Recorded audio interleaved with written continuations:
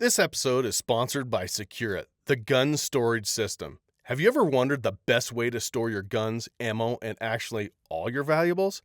There is a fine line between safety and accessibility. There is also something to be said about being able to customize your safe for your needs. If you're storing long guns, handguns, ammo, or just need a wall to hang your equipment on, Secure has your back. They have cabinets, rooms, and even everything in between. Secure safes are something strong and straightforward. And by the way, they don't keep your combination codes. Check them out at securegunstorage.com and tell them Eastman sent you. This episode of the podcast is brought to you by Hornady. They make some of the best, most accurate, dependable ammo on the planet. No matter if you're coyote hunting or plink and steel or hunting big game out west or even going to Africa, they make a bullet or an ammo just for you. Some of the most accurate and dependable ammo on the planet. Also, check out my podcast with Steve Hornady and learn about ammo as well as their story and some funny anecdotes from Steve. Well, I appreciate you coming on, talking Matzinger. This is going to be fun. I don't know if you've been told what we talk about. We'll talk a little hunting, but there's a lot of those. We're going to talk about who Jason Matzinger is, where you grew up, what'd you do as a kid. I know you have some other careers that you went career paths you went down and stuff. And then we'll talk about what's really important to you, talk about family, whatever you want to talk about, we'll talk about. Okay. Yeah. This is easy. So, Matzinger, for those that don't know, he's an icon in the TV world. The best narrating voice on the planet. Just waiting for Planet Earth to reach out to me. Is there a Nat Geo contract somewhere? No, but you, Montana boy, you actually grew up in Bozeman. You're one of the four. Proud. Yeah. I think there's like 5 people I know. Yeah, and I'm related to them all. You, Jim Widgem. Yeah. So you grew up in Montana, though. Grew up in in Bozeman? Yep. God, born and raised there. That had to have been fun back then. It was like an old cow town, wasn't it? It was. I mean, yeah. Ranching, agriculture, hunting, outfitters, fishing, fly fishing, skiing, snowboarding. That was Bozeman. Yeah. How big was it when you were growing up? Because right now they're like pushing $100,000, aren't they? 100,000? Yeah, I mean, our town would more than double when college was in. Oh my gosh! Because of MSU, Montana State. So, yeah, and now it's. I still love Bozeman because I have so many ties there, but it's a different place, Yeah. We call it kiddingly, not kiddingly, Bose Angeles. Yeah. First time I said that to you, you were like, "Wait, okay, you're right." Yeah. Not where my house is, but everywhere else. Yeah. But, it's kind of one of those love-hate things because everybody I know that growing up was, had a construction company or some sort of business in Bozeman was like doing what they could to make it. Yeah. And now all those people are doing really well. Right. So it's nice to see your friends and family be successful and succeed at what they put their mind to. Yeah. But it does suck to see the fields that you used to whitetail hunt in be full of subdivisions and that kind of thing. And just knowing like how fragile those chunks of land are and how few and far between they are. And from a wildlife management standpoint, that's what's the hardest to see. Yeah. And it's not just, just Bozeman. It's spread all the way down to West Yellowstone and all the way over the Three Forks and all the way up the valley. And I've heard Boise is crazy. Oh. I mean, I was talking to somebody yesterday that does construction in Boise, and they have 15,000 houses being built at this moment. Wow, that's what I mean. It's like insane. I tend to focus on Bozeman because that's where I live, but then when I talk to people and I say, "Man, it's crazy. It's just growing like crazy," they say, "Well, same with where I live." Yeah, well, and then you realize that's just what's happening. Yeah, everybody's leaving the coast and they're coming to the mountains because of what we've, our lifestyle, basically. And you can't blame them. No, it's not anyone's. That's why you never moved. Right. That's why I never moved. Absolutely. Yeah. And I can't blame anybody for wanting to bring their family out and have a higher quality of living. Yeah. You know, it just, but it's hard to see. Yeah. And the concern I have, of course, you know, Guy and I, we did a podcast here recently just talking about Grandpa Gordon and stuff. And we got into our childhood and how we grew up. And we grew up in Jackson Hole, Wyoming, which now is, I mean, it's as close to Aspen as you can get. It's insane, right? Absolutely insane with the amount of money, and the whole county, only 3% of that county is private land. And so the land is insane amounts. Oh, shoot. We grew up in an epic time because nobody knew it then. But it's the same thing. You grew up, you don't know what you don't know. And they're what I saw is they start ruining because they bring some of those tendencies from wherever they came from and their problems, and they also then become Bozeman problems. Right. You know, you guys have a homeless problem. People living in campers. That's exactly where my mind went, was the homeless problem. We have streets full of campers and tents, and it's crazy. Yeah. And you know, we were really excited that the city was going to buckle down last year on them and make it a little more difficult, and the rules they put on didn't do anything basically. So yeah, it's frustrating to see. But you know, at the end of the day, it's still a beautiful place. Still has everything I love about it. And so growing up there as a kid, I mean, did you hunt? Did your dad teach you to hunt? Or, I mean, what's the backstory on your hunting? So yeah, I mean, my dad, from the time I was really little, was way into hunting, and on the next level. And he didn't only like to hunt; he liked to participate in. He was a member of the Rocky Mountain Elk Foundation. Mm-hmm. He was a member of Boone and Crockett Club. Like, I still love art. I just don't get a chance to do it much. Right. So when I was little, I would open the books of Boone and Crockett, and I would hand sketch the record bucks, like that they had the pictures of the top two before I'd go to the listings. And you're an artist? So I am an artist. I did not know that. Yeah, I went to high school for advanced placement art. I thought I was going to become a wildlife artist coming out of high school. That's what I was. That was where setting my life for. What? We'll get into what sidetracked that, but do you still do art? I do. I just don't have the time to do it like I wish I did. Yeah, because it's a skill. You have to practice it to get better and better and better. Well, right? You kind of do. Well, yeah, you do. I mean, I think to be an artist, you kind of have to have that baseline. But yeah, the more you do it, the better you get. You find techniques, you know, that kind of thing. Anyway, back to hunting. So where did the hunting start? So I'm gonna make a note about this, and we'll come back to the. I like how organized you are. I'm impressed. We've known each other too long. You're like, that seems out of character. Yeah, I need a notebook now. Ike just one up to me. No, so I just, I grew up in Bozeman, and my dad's was a big hunter, but he surrounded me with his whole friend group that was hunters.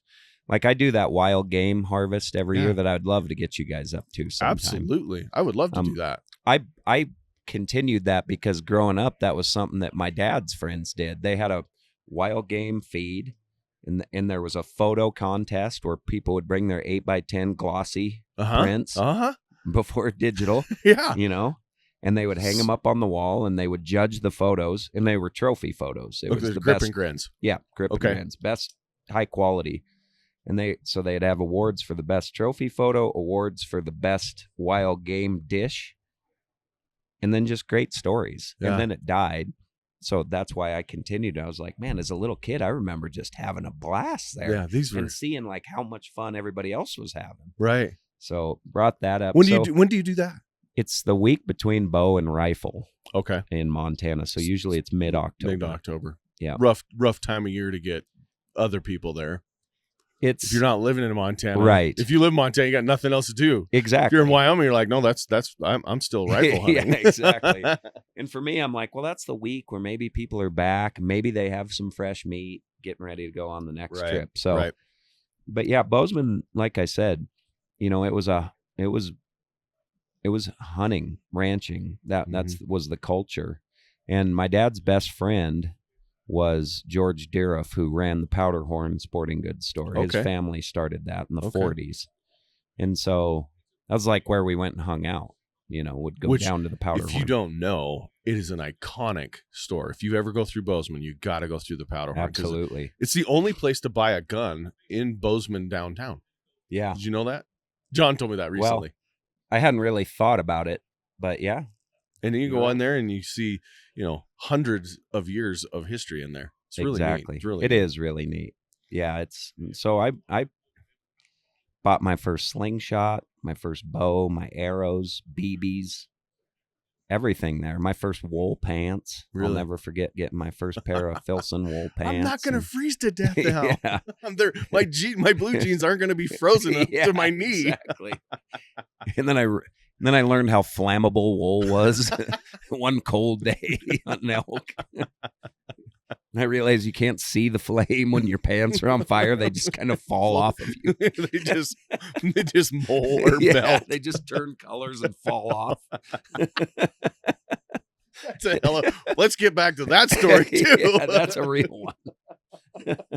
And we didn't kill an elk that day, by the way. Which is even believe worse. It or not. It was cold. So growing up hunting, fishing, do you have siblings? I have a brother and a sister. Older brother, older sister. Okay. I'm the baby. Yep, I'm the same thing. My brother likes to waterfowl hunt a little bit and fish, but he never really got into the big game stuff. My sister could care less either way. Yeah. She supports hunting, but she doesn't participate. Do they still live in Bozeman? Yep. Nice. Yep. My sister's moved kind of all over the United States. She likes a bigger city environment, but as tough as life can be, she's found herself back in Bozeman around family and stuff, Yeah. And we're happy to have her. But yeah, I mean, right out of high school, I always thought I was either going to be a wildlife artist, a taxidermist, a game warden, or an outfitter. That's kind of I thought I was going to do. Because at the time, that was the only way I thought that I could somehow like make a living. Be involved in wildlife. Yeah. And then I realized art was really hard to make a living at until like after you died, then maybe your name would be worth something. My dad says it all the time. This crap's going to be worth a lot when I'm dead. Yeah, exactly. I talked to enough game wardens that were friends of mine that they said, man, if you like to hunt, if you enjoy your own time out there, if you want to see the best in humanity, don't become a game warden. Yeah, it's like owning a pro shop or a gun shop. When's it busy? When I want to be outside. Right. I can't. I'm here. Yep. And then the taxidermy thing, I don't know. That one just kind of fizzled. Didn't go too far on that one. Yeah, never won any contests there. So anyway, I just knew I always wanted to do something in it. And so right out of high school, I got the chance to guide for the Lane family in Montana, which at the time, I'm not sure if they still are, but they were the third largest landowner in Montana. Right. So we had elk ranches and whitetail ranches and mule deer ranches and antelope and to our disposal. Yeah. And it was me and my best friend as the head guides for Lanes. Oh my gosh. And we were given 2 Suburbans and a clientele list that would just show up to the lodges when we would get there, and we were living the dream. I'll bet that was a blast. Oh, it was so much fun. Awesome. We couldn't do it now because those are long days, but a blast. It was awesome. It was a dream come true. We got to stay in great lodges. We got to hunt in premier hunting properties around Montana and meet a lot of quality people, And what made you veer from that? That seems like every 20-year-old kid's dream that loves hunting. Well, it was a kind of a crossroads because the outfitter I worked for, he was one of the sons of Lane. His name was Bill Lane. Okay. But he really didn't hunt himself. He wasn't really on the ranching side of the family. He was more on the business side of things. So he ended up taking a job in Tulsa, Oklahoma, working for a company called the Nordam Group. Okay. And we guided the guys that own the Nordam Group, Ray and Robin Siegfried. Okay. And the Nordam Group, little piece of info, they would build all the interior for Boeing. So all the tray tables, your seats, the little knobs, all that was the Nordam Group. They were contracted by Boeing to build the interior of these passenger planes. Yeah. So a couple ducats flown around. Yeah. So these guys would show up on a private plane. Yeah. And Anyway, he ended up going to work for them. And when he did, I did my best. I didn't have an outfitting license, but I did my best to convince the Lanes to give me time to get a license because I wanted to take over the ranch as well. They didn't. They got another outfitter in there right away. And that outfitter had his own guides. He had his own operation, his whole deal. So we just got slid to the side. But in those last couple of years is about the time Outdoor Channel was starting to grow. And Sportsman's was a new network. Mm-hmm. It was before they owned each other. Yeah. Oh, yeah. And I just remember watching these shows and thinking, now I'm not talking about your guys's because you guys inspired me and always have. Oh, I appreciate that. But I'm talking about a lot of other shows. They didn't speak to me. They didn't talk. They didn't tell people what hunting was about. Right. You know, it was just like, how many kill shots can you cram into 22 minutes? Yeah, the bro hunts. We call them the bro hunts. Yeah. It's like lots of, smackdowns and another kill scene and lots of cheering and laughing and not the epic adventures like you and I would go on. Right. So for me, I'm guiding. We're calling in bulls every other day. Dudes are sticking them. We're just seeing epic stuff, and I'm thinking like, man, if I just packed a video camera, I feel like I could rival what's on TV. A little naive, didn't know how to get there. Boy, was that dumb! But yeah, wow, should have stuck with electrical. Wait, we didn't electrical. You're an electrician? Yeah. Actually, I think I did know journeyman. That. You're a journeyman. Do you still have your license? Well, that's another story. I kind of screwed up. Let's go back. Okay. We got to go back. So you were guiding and then went into electrical, or did you do this before? I was doing electrical while I was guiding. So you take the fall off from journeyman and. Yeah. Yep. Okay. And I was doing independent electrical contracting classes every Wednesday for 4 hours. So I would guide in the mornings and then I would drive back to Bozeman and I would do 4-hour electrical classes. And then I would either stay in Bozeman and get up early and drive to the ranch to be there in the morning, or I would just get there in the middle of the night. Yeah. Be there for the clients the next day. Jeez. And so I did that for 4 years, got my electrical license, and then the outfitting thing went away. And that's when I really started to just get more interested in filming. Yeah. Because your first show was called the Powderhorn, Montana. Yeah, that's what I thought. It was when the current owner of the Powderhorn bought the Powderhorn from my dad's best friend. Yeah, okay. Yeah. I didn't know that connection. Yep. So John Edwards bought it from the Dira family, and George was like my second dad. Okay. Okay. So that was kind of how that all worked. Huh. And how many seasons did you guys do with that? 3. And that was 2005, probably? 8 was our first year. Yeah. Okay. 2008. And I was editing at night and doing electrical during the day. Oh my gosh. And just long days trying to make it work. I just had a son. My wife was working. She was a night nurse at Bozeman Deaconess Hospital when I was married. A little clause in there. And we just had a newborn. And so she'd work at nights. I would come home from working electrical all day and she would hand me Dawson, say like, bye, I'm headed to work. And so it was kind of the extra stuff I needed to like keep me awake and keep me engaged at night and keep me sharp. Was I had to take care of my boy, but I was also editing. Right. So I'd sit in my editing room with everything closed, headphones, so I wasn't waking him up. Right. And then you'd sit there and listen for him to like need a bottle. For those of you that aren't watching, he just picked his headphone up and went, is he crying? Yeah. No crying. Okay. Back to clickety click. Yeah, exactly. And so that was kind of the beginning of it. And then just the more popularity the show gained, the more I was able to kind of justify that time away. And I was lucky. Like my family owned the electrical contracting business. So, so they gave you a little leeway so here and my there. dad probably gave me more time than he would an average employee. Right. Right.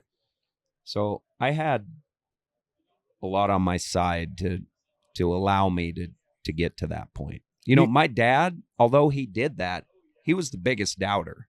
He was the one who told me it was a mistake to go to hunting TV. Really? He was the one who told me there's no money. You can't make a living at it. I've talked to all these people. I've looked at this my whole life. Really? You know? And he was the one like, well, keep your tool belt. That's what he always told me. Keep the tool belt right there. You always come. So did your dad start the electrical company? My grandpa did. Your grandpa did? Yeah. Okay. My grandpa moved from Hobson, Montana. He tried to make a living at ranching and farming in central Montana. Lost the farm, moved to Bozeman, and started Matzinger Electric, and he partnered with a guy named Egbert. It was Egbert Plumbing and Matzinger Electric. Is it Egbert Plumbing still around? Nope. Nope. Just Matzinger Electric. Just Matzinger Electric, yeah. Huh, that's really interesting. And then so did your brother work in the business? Yeah, my dad and my brother are partners now. Okay. Yeah. Okay. Because your dad's got to be getting retirement He's in the age. 70s, yeah. Yeah. Oh, he's retirement age. He's not retirement mind. Oh, I have one of those. My dad is still sharp as a tack. Yeah, and my loves dad, to work. My dad doesn't call it retired. He goes, I'm retreaded. I just changed. I get to do what I want to do now. Exactly. That's my dad. Like, he goes to Tucson in the winters to snowbird, but he can be there for like 2 weeks, and he's, I gotta get back to Bozeman. This is bullshit. I'm not doing nothing. I got nothing going on. What a waste of time. That's why my parents, we talked about them snowbirding because my dad, over the course of time, the older you get, the colder you get, I think. Oh, yeah. I mean, my dad says it takes him as many clothes to stay warm inside as it used to outside. Yeah. My dad will be wearing a freaking wool sweater in the summer. It's 90 degrees outside. He's got a wool sweater. He's like, I'm just cold all the time. So we were talking about trying to get him to snowbird. He goes, I'm not going down there with all those old people. I'm like, you're the same age. Yeah, I love his attitude, man. Only as old as you feel. Yeah, that's right. That's right. So you started. So at what point did you go, okay, I can make this work? At what point did you go, I no longer need to twist wires. I'm making a living at this. I'm still waiting for that moment. I'm still trying to figure twisting wires on Wednesdays. Make this work. Wiring my buddy's hot tubs on the weekend. Well, maybe not. You just said you're not a journeyman anymore. What happened there? Well, not legally. I'm still making money at it. I don't have a license. Those are just details. Yeah, minor. No. Jokes, people. Yeah, just kidding. For the board of Montana, please do not. For the state electrical board that is for sure going to listen to this podcast. So when did it change? So you did 3 seasons of the Powderhorn, and then you're like, I'm going to go out on my own, or things fizzled. Yeah, it was more dictated by partnerships. Okay. Because the Powderhorn was another company name. When I went to go bigger and bring on like a presenting sponsor, they didn't want the show name to be somebody else's company. Right. So John and I sat down, and it was kind of like, hey, man, no hard feelings, but this is the steps the show needs to make to go to the next level. Right. You know? Right. So and man, I remember sitting there thinking about show names. Like, the door was just thrown wide open. And I was like, man, I just don't want it to be. Because that's like when all the like affliction, addiction, just all the buzzwords and just dirt nap that. And epic I'm like, this. Yeah, the and word like, epic I don't used to want just it to be. And I'm like, I don't want it to be. And I was like, okay, when you're looking at a TV guide, sometimes if the show's half over, you're only seeing a couple. Yeah, a couple words. 2 words usually. I'm like, yeah. So I'm like, I want those 2 words to also be something people want to see. Yeah. And then so this was the time that like everything was coming out. iPhones, yeah. Everything. iTunes. And I was thinking about iHunt.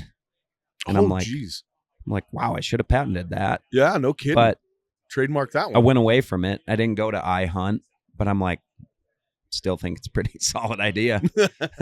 Damn it, I just gave it up.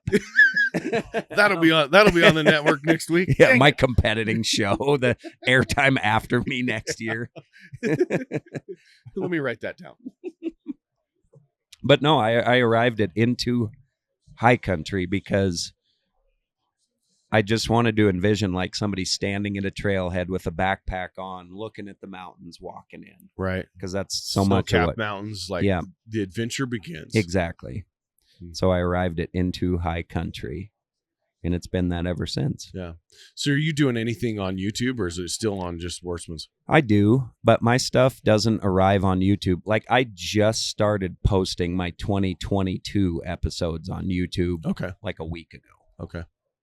But you know what's funny about YouTube is it seems like time doesn't matter there. Right. We post all our old stuff, and it gets just as much views and just as much audience as something from last season. I agree, because if they haven't seen it, it's still new. Well, whether I was talking to a producer that does really big productions, and he was involved in a TV show called Scrubs. You've never seen Scrubs? Oh, I used to watch Scrubs quite a bit. Did you know Scrubs, when it was new, had a horrible audience, and then they started doing reruns, and it would 4 to 5 times the audience on reruns. That's interesting. That's how our, for whatever work, it was like the beginning of binge watching, because you'd watch Scrubs, and you can watch 4 episodes in a row. Yeah, it was binge watching on, like, I don't know, TBS or whatever. It's interesting you mentioned that, because I find myself watching series that were on 15 years ago now, like King of Queens. Like, I watch King of Queens. Ray. I think it's so funny, man. It is hilarious. I'm like, and they don't make, but at the time, it wasn't even on my radar. They don't make TV shows like that hardly at all. My wife and I, we're I love watching comedies, Friends and all that stuff. They don't make shows like that anymore. No. It's all true crime and stuff like that. It's not. And I think maybe it's because comedy is hard. It must be really hard to make a TV show funny and have a point. And not offend half the country. Oh, my gosh. That's probably, you're right. That's probably the real reason. Yeah, they can't tell enough jokes. They can maybe get one episode out, and then they're like, we're out of jokes that are politically correct. Yeah, there's a network for you. Let's start that network. We don't care. We're going to make fun of everybody. Yeah, we'll call it the I Don't Care Network. That's perfect. All right, so let's get back on track. Okay. We have derailed this conversation. This is what happens whenever you and I talk.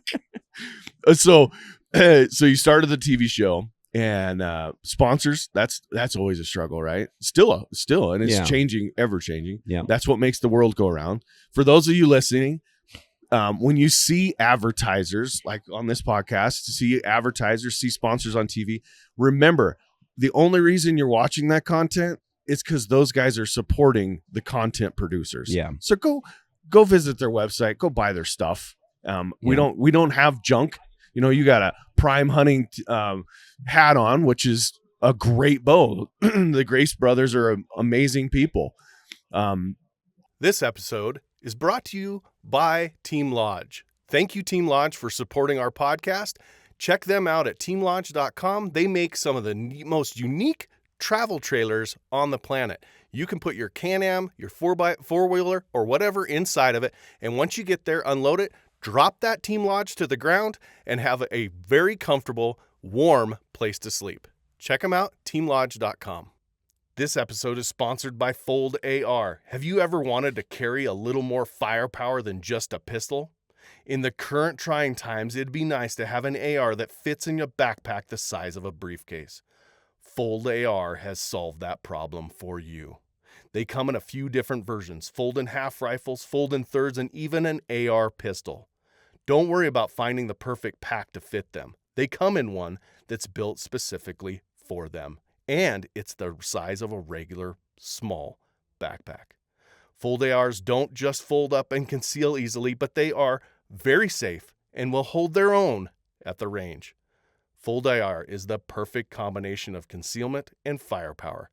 Go check them out at foldar.com and tell them Eastman sent you. Go check them out. They just have new arrows. Did you know that? Yeah. In fact, I was just talking to Brian. He said you guys are going to be shooting them. We are, and they're a unique. It's not your typical carbon arrow. It's a unique thing. So it'll be fun. Yeah. No, that's awesome. Actually, that means we have a shared sponsor. So now, Yes, now we can go on a hunt together. yeah, that's right. Right. That's right. So TV show, YouTube.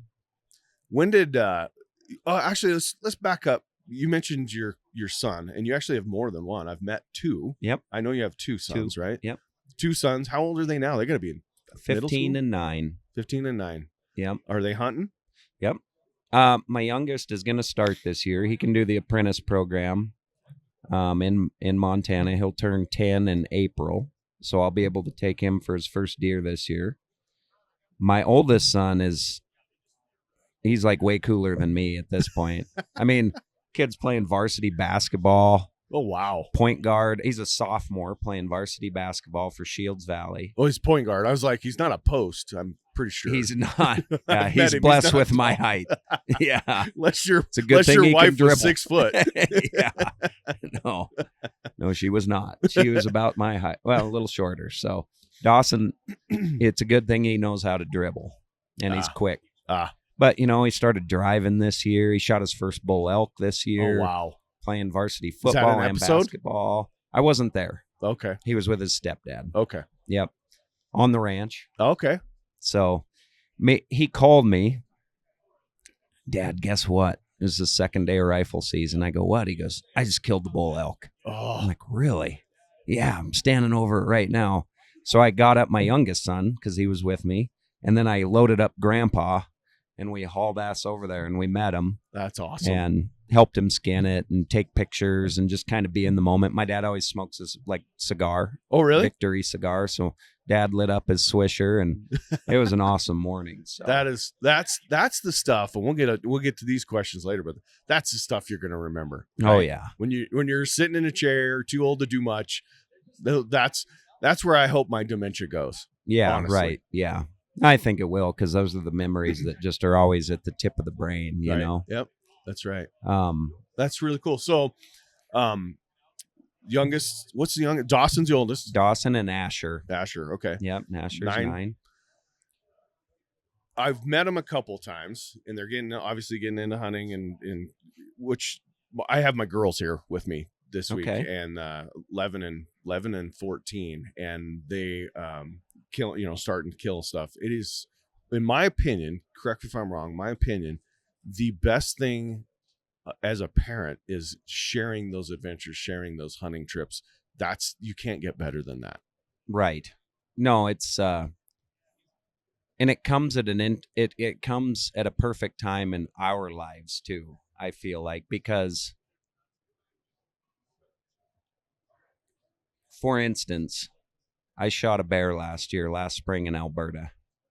And I kind of told myself in my own head, I thought, I may never kill another bear again. I've killed, I don't know, a lot of bears. Yeah. And I love bear hunting. But, it's, I don't know, bears are just, for me, a little bit different, a little more personable than a deer or an elk. Right. And the reason that I guess that I'm getting to that is because right when I'm starting to feel like I still want to hunt bears, I don't know if I'll kill another one. I probably will at some point find one that like gets me going, but it's not really why I'm going to hunt them now. I'm going to hunt them just so I can be out there and see them.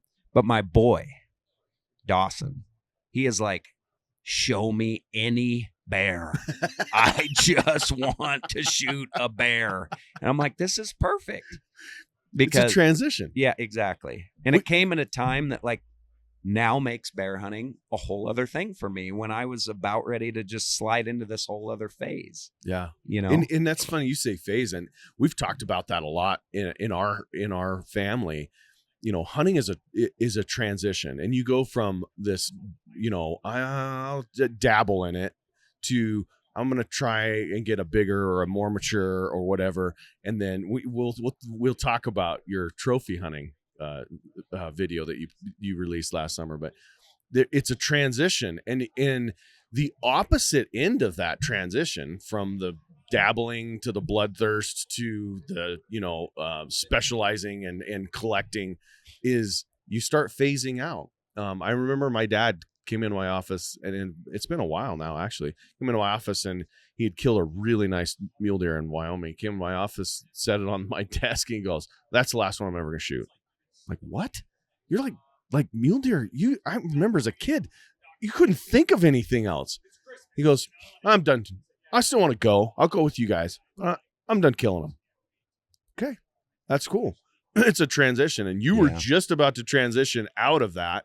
And then your kids came up, and you're like, okay, I'm going to teach you what I know because I've done a lot of this. Yeah. That is really cool. Yeah. So it's just that cycle of life and how everything happens for a reason, kind of, It's very natural, this transition. And I'm excited about it. Yeah. Because for me, my goal was like, I'll see 30 bears a year. I might see one that I want to go after. Right. But now it's like, if we see a bear, we're going after it, which is exciting. And I want Old Shep is in trouble. Yeah, exactly. That bear that's been used to me the last few years is in big trouble. There's a new sheriff in town. Yeah, exactly. He's meaner than I am. Way better shot, too. That's awesome. So let's talk about the film that you released last year. Please remember to sign up for that elk calling contest with Chad Shear. Are you going to do the elk calling contest? No, I am not doing the elk calling contest. Cutoff is at 12 o'clock today, so you need to sign up before. They actually they're trying to convince me to judge it again next year at TAC. I'm like, I walked out of there with the biggest headache of my life. It's 8 hours of screaming, and it's a grind. Oh, man. I've done it once. Yeah. Oh, man. Yeah. Anyway, so the film that you released last year, TAC. Yeah. Let's talk about that. What did you learn? It had to have been a journey. Oh, it was. Yeah. What's it called? It's called Selective. Okay. And yeah, it's about the history of trophy hunting and the importance of selectively harvesting older age class males. Because like I said, I grew up looking at Boone and Crockett books. I understand what the records program is for because my dad did a good job of teaching me. But when I walk around in this room or ATA or SHOT Show, I don't think most people understand the significance of the Boone and Crockett Club or Pope and Young. I agree. I think they think it's nothing more than a bragging book for individuals who want to prove that they've... Yeah. It's a measuring contest. Yeah, right.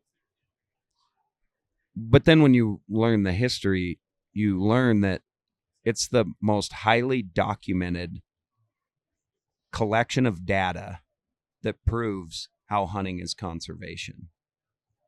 It's the only hard data that proves that hunting is conservation.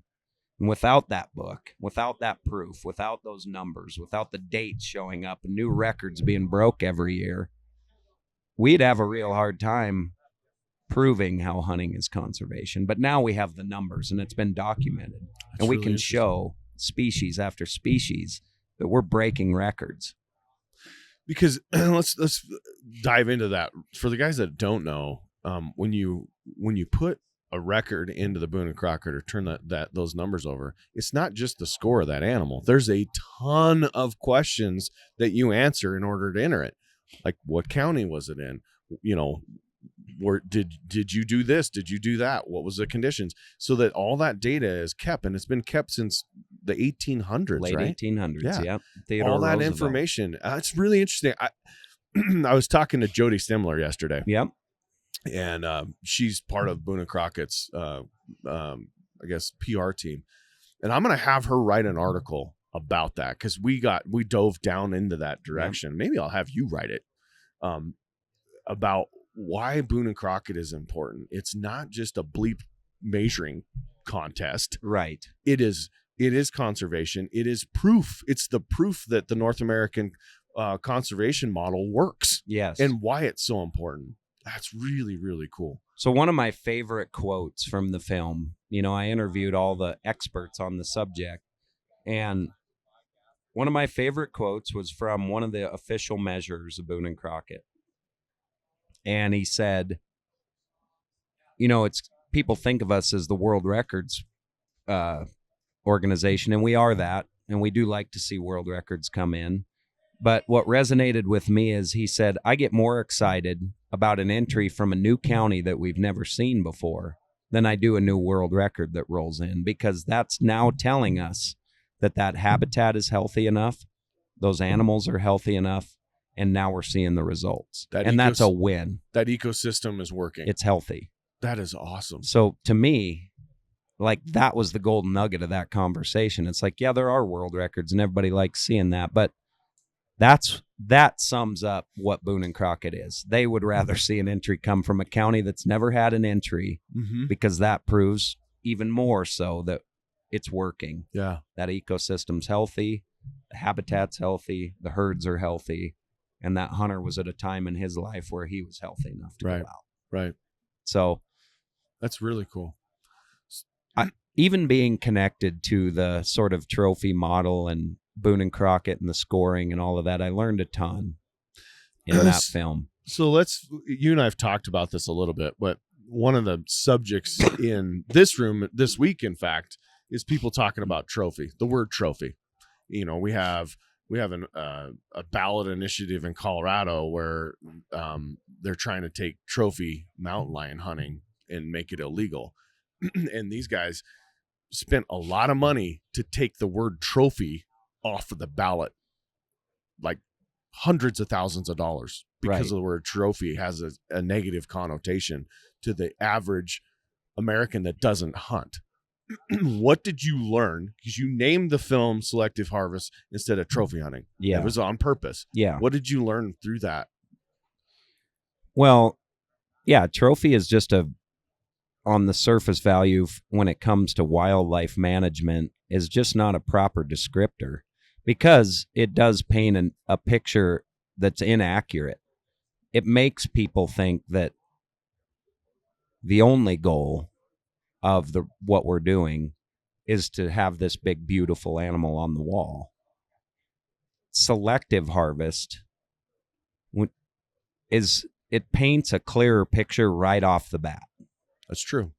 And so I came up with the title Selective because it's not as threatening, and it truly does describe what we're doing.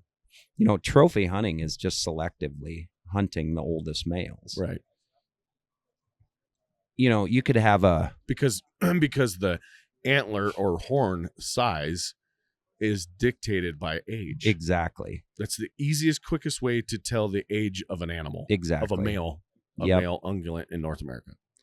And the reason I use sheep for the species to talk about age is because they're one of the only animals you can see their age right on the side of their head. Right. Their whole story's right there. Yeah, the rings of a log, you don't have to cut the log down to find out how old the tree is. Yeah. And so I liked that animal for that reason. Right. And even another great quote from the film that kind of sums up what we do is Glenda, who is the outfitter that I was hunting with up there.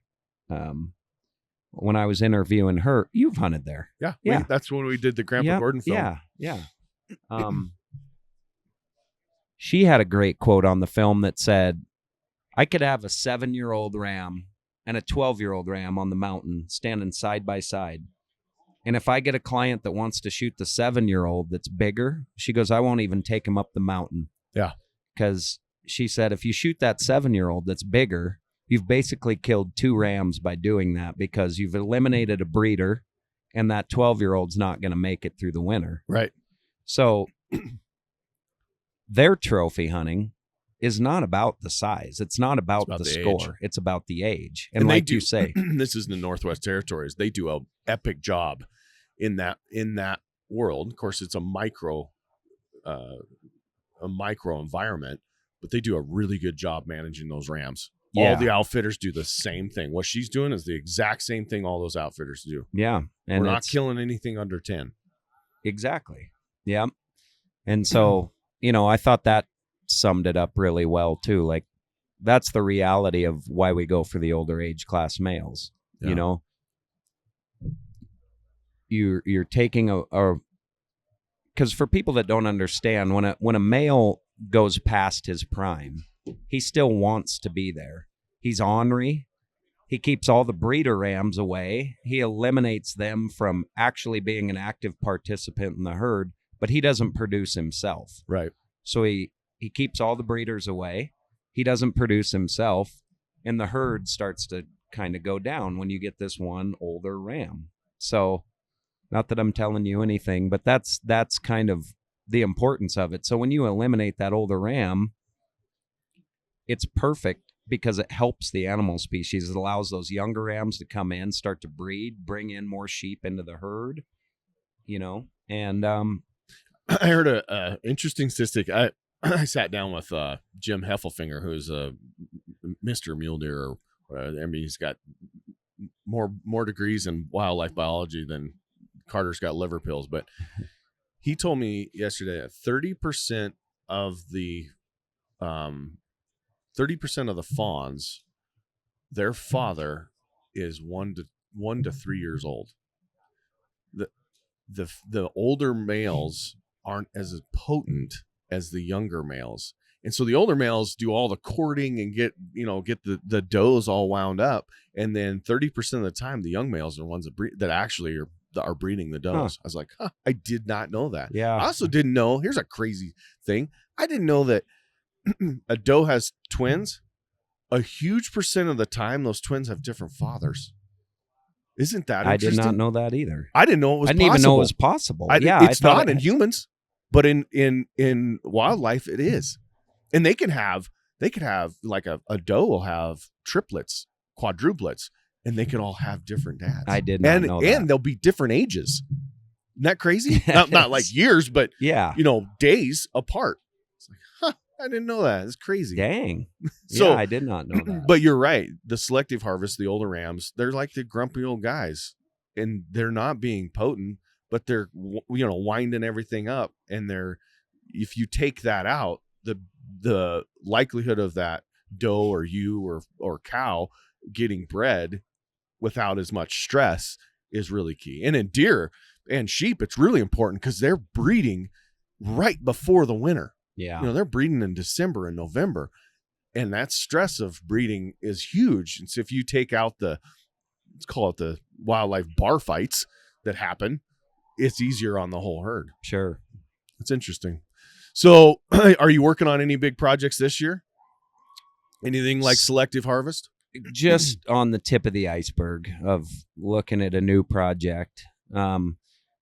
I've been trying to do a conservation series. So I started with Project Elk, Project Mule Deer, and I'm 5 in now with the documentary films. I'd like to get 6 because then I feel like it's a little more of a package. Right.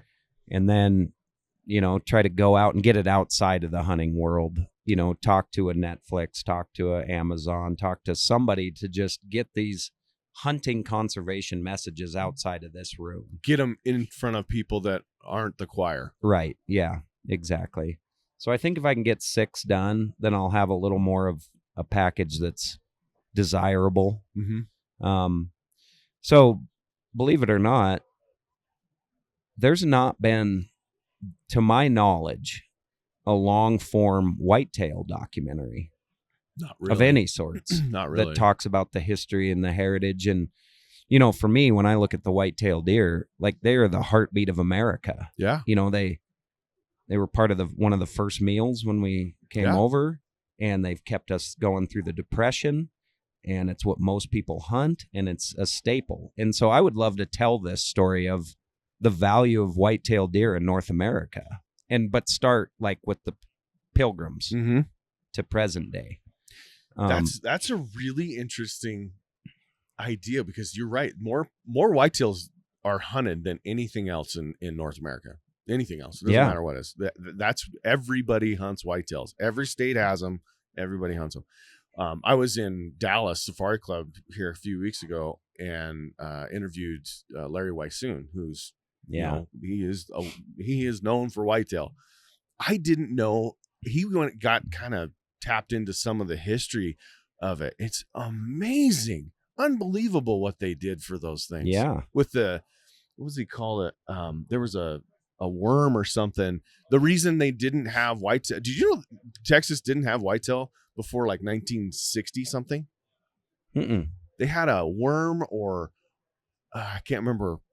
They had some sort of parasite that would kill the whitetail. They get a nick or a cut, and this parasite would get in there and kill them. It would literally eat them to death. Sure. And so they figured out how to kill this parasite, and the whitetail obviously exploded. I didn't know that part of the story. I have no idea. Either. And you look at Texas, and man, it is whitetail capital of the world as far as big deer. Right. Yeah. So that's really interesting. I think that would be a great story, an absolutely great story, because it's two-sided too. You know, I've heard this, and it would be interesting if you dig into this. I've heard that the car insurance industry, I've heard that, supplements killing these deer because of the amount of collateral damage that they cause. I've heard that. That would be interesting. In fact, I've even heard so far as to take it is that the car insurance companies came up with CWD. Oh, you're kidding me. Well, because you know there's in a the certain last, 5 years ago, I go, you're crazy. But the things that have happened in the last 5 years, it's not that far out. right. And you know, there's a lot of people that don't think CWD is a thing. Yeah. And they're, you know, that's the side of like, well, it's because, you know, you look at where CWD is a thing where they come in and they come in and let's kill all the deer in this area. Right. They say, well, look at the history. It's in areas where the car insurance companies are having to pay out the most. Well, that might be true because there's high populations of deer there. Right. And that's why CWD can spread really easily. Right. I don't know. There's a lot of rumors out there, but that would be a really interesting documentary. I can't wait to see that. No, and man, the support for it's been awesome. Like I've just kind of like barely thrown it out there, and I feel like there's something there. So even though I'm not a whitetail guy, it's not like my wheelhouse really. I enjoy hunting them. I admire the animal like crazy, and I would like to do a little bit of a different film and involve a lot of other people who are key, right? You know, right? That in the whitetail world's huge. Yeah, exactly. There's got to be a ton I would of love to work with North American Whitetail Magazine and like the Drurys and you know those families Larry that are Weissoon, just exactly iconic whitetail people, right? And just kind of make a collaborative film about the whitetails in North America. I think it'd be a fun project. So it's being talked about. That's about as far as I've gotten. Cool. Well, I can't wait to see it. We'll wait with bated breath to hear this, to see this. It'll be cool. Yeah, for sure. So what else you got going on? Man, right now my focus is my kids. Yeah. I've had this reality check that one's 9 and one's 15. And you know, hunting will be here in 7-8 years. Yeah. When I don't have the option to be at home and hang out with them. So I've kind of had this, I just want to be a better dad. Yeah. I want to be there for all the moments, you know. Yeah. And then come back to going hard in the paint for hunting. But right now, like I nothing makes me more satisfied than like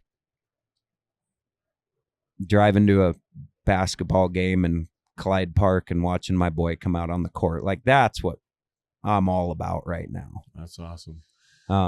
So as you know, I ask 3 questions to every one of my guests, and it's intended to help the audience, you know, reflect on their own life and reflect on what they're doing and maybe not change it or maybe focus more on what's important to them. One of the questions I ask is if, God willing, you have a deathbed and you don't get, you know, killed in a car accident or something, what are you going to be thinking about? What are you going to be thinking about on that deathbed?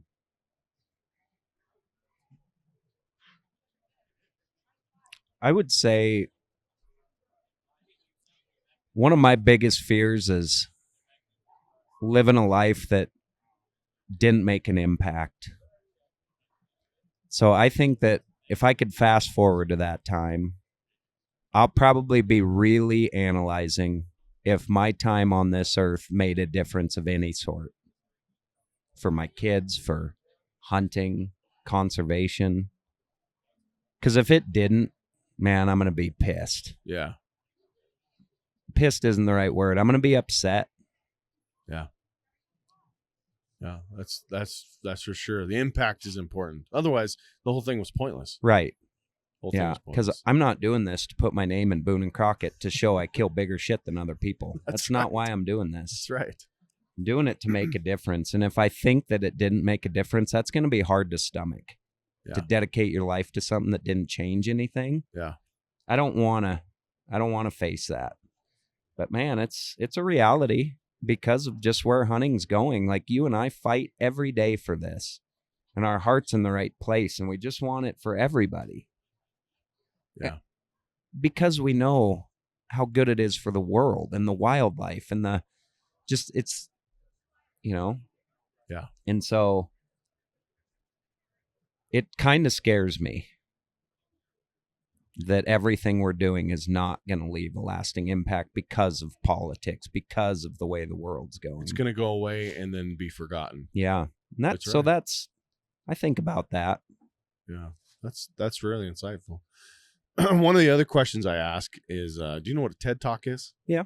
Okay. Mhm. So the audience, TED Talks, like a 4-minute conversation or a 4-minute speech on something you're passionate about. And you've done the research and you can make arguments for one way or the other. If you had the opportunity to do a TED Talk, what would you do it on?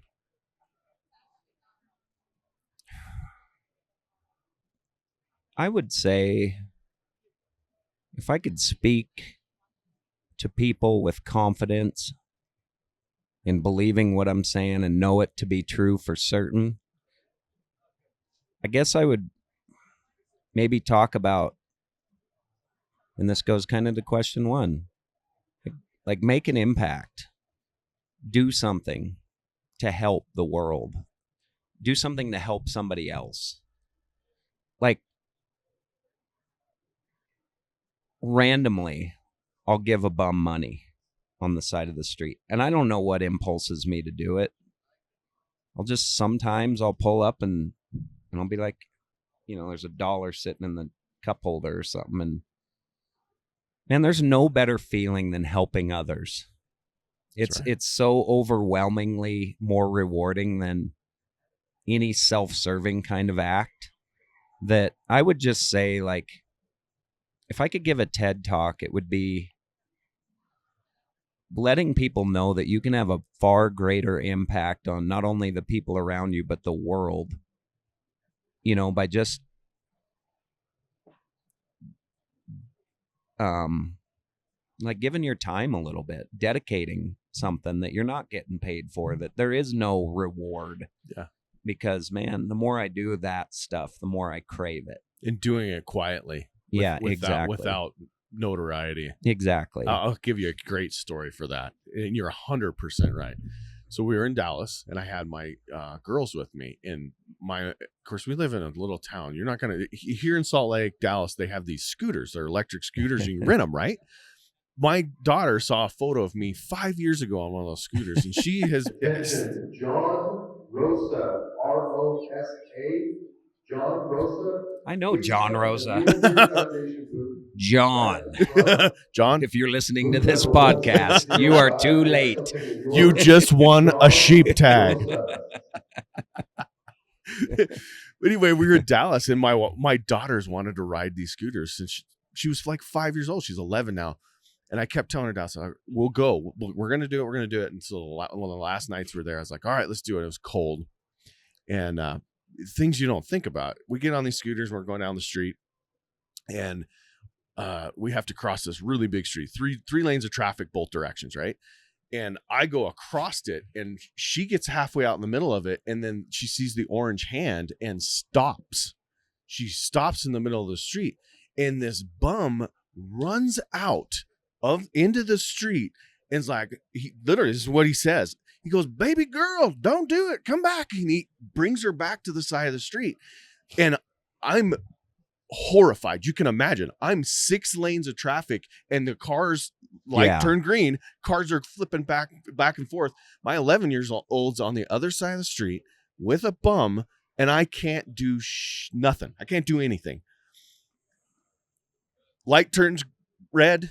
The white guy, little white walking guy, comes up and he stands out in the middle of the street and blocks traffic so she can scooter across. Those are acts of kindness that every human has. And of course, I went back across the street, gave the guy money out of my pocket. I'm like, thank you so much. He goes, you didn't have to do that. I just didn't want to see that pretty little girl get hit. I was like, oh my gosh, guys, that could have ended horribly. Oh, and he just random acts of kindness, jumped out there and got her back on and you're right. When you do those, the feeling is better. It's the best feeling in the world. Yeah, it is. 100%. Yeah. That's a great TED Talk. It doesn't come from clicks or likes or, like you say, notoriety or nothing. It just, you don't need it because it's so good. Yeah. Yeah. So last conversation, I won't take all of your day. I know you got stuff to do here at the hunting This expo. is more comfortable than out there. So just keep my them coming. feet haven't even hurt yet. Last question. And I save this to the end because I know this is going to be a big one, but you're a deep thinker. So this will be fun. Why do you hunt, Jason?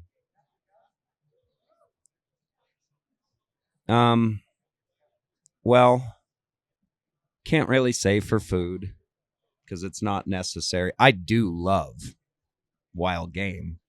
You know, it does have a whole other flavor and satisfaction. And, you know, when you harvest something and can bring it home to your family and watch them eat it and enjoy it and friends and share it, there's something special about that. But that's not, you know, I can't say that that's why I do it. And it's interesting because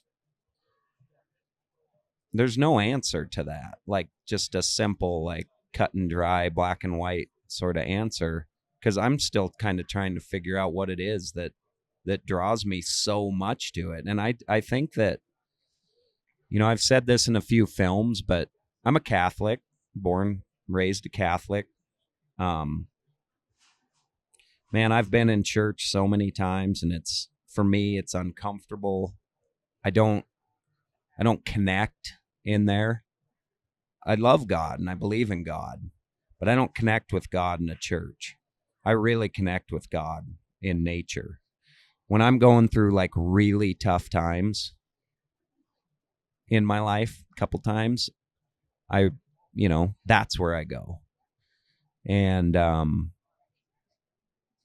I just think that it's something so deep inside of us to be out there and be a part of nature, be a participant and learning and listening and smelling, that it's what keeps us happy and healthy and kind and patient and energetic and all the things. You know, I can't imagine, like, I admire the shit out of somebody that lives in New York City in a studio apartment the size of this trailer that we're sitting in right now, and they get up and they don't even own a car, and they go down an elevator and they walk down a hallway, and then they pop out on the street for a second and get in a subway or a cab or something, and then they go sit in a cubicle all day, and they raise a family, and they show up and they're happy, and they're like a supportive father. And they, like, I admire those people like crazy, because I couldn't do it. Yeah.